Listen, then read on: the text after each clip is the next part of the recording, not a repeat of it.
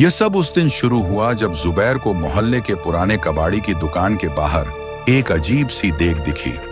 देग बहुत पुरानी और जंग लगी हुई लग रही थी, लेकिन उसमें कुछ ऐसा आकर्षण था कि जुबैर अपने आप ही उसके पास चला गया। कबाड़ी ने कहा कि यह देग किसी जादूगर के सामान में से निकली है, इसलिए उसने इसे हाथ भी नहीं लगाया। जुबैर ने हंसते हुए देग खरीद ली और घर ले आया। उसे पकाने का शौक था, खास तौर पर बिरयानी बनाने का। उसने सोचा कि आज इसी देग में कुछ खास बनाएगा। शाम को जब जुबैर ने देग में बिरयानी बनाई तो उसकी खुशबू पूरे मोहल्ले में फैल गई। पड़ोसी हैरान हो गए कि इतनी जबरदस्त महक कहां से आ रही है। जुबैर ने सबको बुलाया और बिरयानी खाने के लिए कहा। लोग आए, खाया, तारीफ की और चले गए। जुबैर जब बचे हुए खाने को समेटने गया तो हैरान रह गया।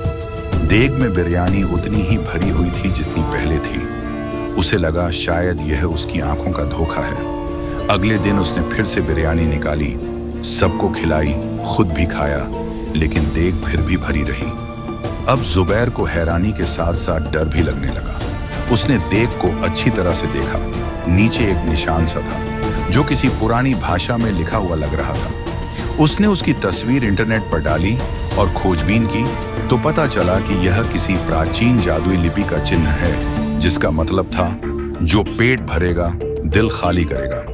जुबैर ने सोचा शायद इसका मतलब केवल शायराना है, लेकिन वक्त के साथ सब कुछ बदलने लगा। बिरयानी का स्वाद हर दिन और भी लाजवाब होता गया। लोग खुद ब खुद खींचे चले आते, मेहमान रोज आने लगे और देग कभी खाली नहीं हुई।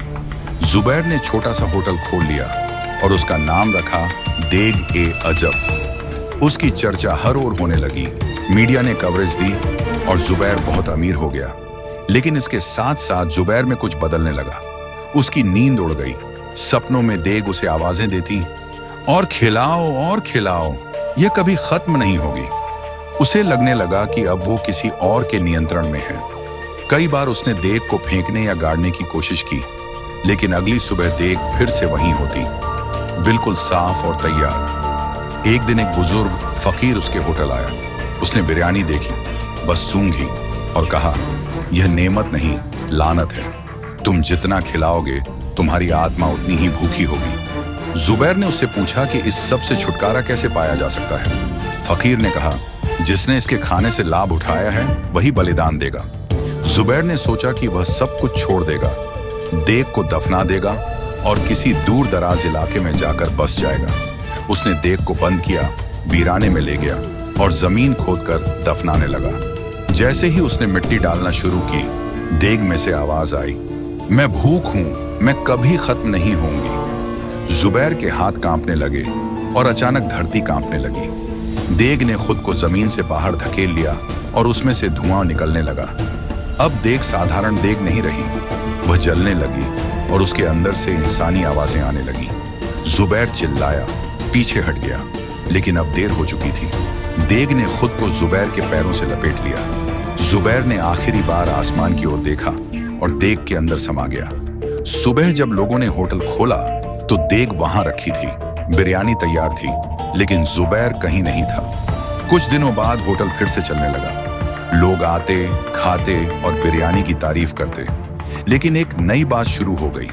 हर रात जब होटल बंद होता तो देग से एक हल्की सी आवाज आती, जैसे कोई अंदर से कह रहा हो, अब तुम खाओ, मैं अब भी भूखी हूं। कहा जाता है कि जो भी उस बिरयानी को पहली बार खाता है, उसकी आत्मा में एक छोटी सी भूख जन्म लेती है, जो कभी खत्म नहीं होती।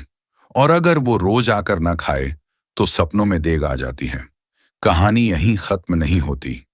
आज भी वो देग एक पुराने मोहल्ले के होटल में रखी है। बिरयानी अब भी गर्म रहती है और लोग अब भी खाते हैं, लेकिन हर प्लेट के साथ एक सवाल जरूर उठता है, क्या ये वही आखिरी प्लेट तो नहीं?